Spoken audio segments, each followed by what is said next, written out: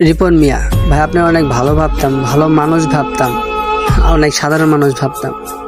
এখন দেখি ভাই আপনি মানুষের কাতারে পড়েন না।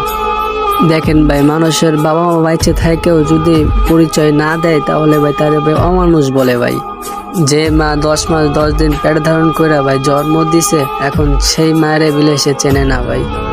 জনপ্রিয়তা পাওয়া গেছে তো ভাই, হেললেগা ভাই তার মা বাবার ভাই কারোরে চেনে না ভাই। সে বিলে বিয়ে করেছে, তার বাবা মা মিলে তারে বিয়ে করাইছে, সেই বউরে বিলে চেনে না সে। আসলে ভাই মানুষ এত খারাপ হয় আগে জানি নাই ভাই। মানে আপনি আপনার বাবা মার খোঁজ খবর নিচ্ছেন না, এটা সত্য? কষ্ট করে মানুষ করছি, পরিচয় দিতে চান না আমরা গরিব, পরিচয় দিলে যদি মান সম্মান না থাকে।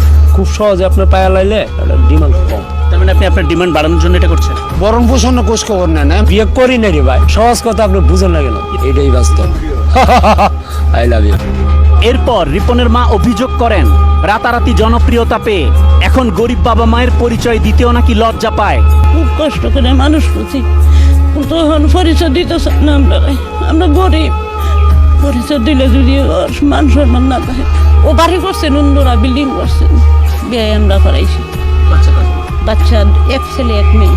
আয়ম বিমান। এই বন্ধুরা, আমি নেপাল আছি। রিপন মিয়া দেশে বিদেশে ঘুরে ভিডিও বানায়, 5 স্টার মানের হোটেলে গিয়ে রাত কাটায়, দামি দামি বাহারি খাবার খেয়ে ফেসবুকে ছবি আপলোড করে সে।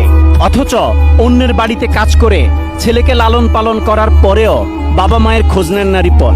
মনে চাপা কষ্ট নিয়ে ছেলের জন্য দোয়া করেন মা, যেন সে আরো বড় হয়। দেহে না বাঙ্গারুঙ্গা বর, আমরা আল্লাহ যে বাইরে রাখছি এই সুখী, তার কাছে কি খুঁজে আনানোর দরকার কি? সে যখন বড় হয়েছে আরো বড় দোয়া করি আমরা করে। ওর বাপের পেট ছিঁড়া কাজ করতে পারে নাই, এই দুজনে মিলিয়ে দিলে এডিরে বড় সড়ো করছি।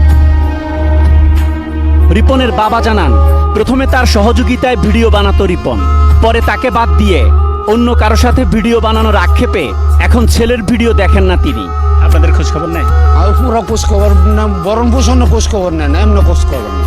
আপনার ছেলের কয়েকটা বিখ্যাত ডায়লগ আছে, সেগুলো কি আপনি বলতে পারেন? ওগুলো বলতে পারেন। আই এম রিপন ভিডিও, এইটা বলতে পারেন।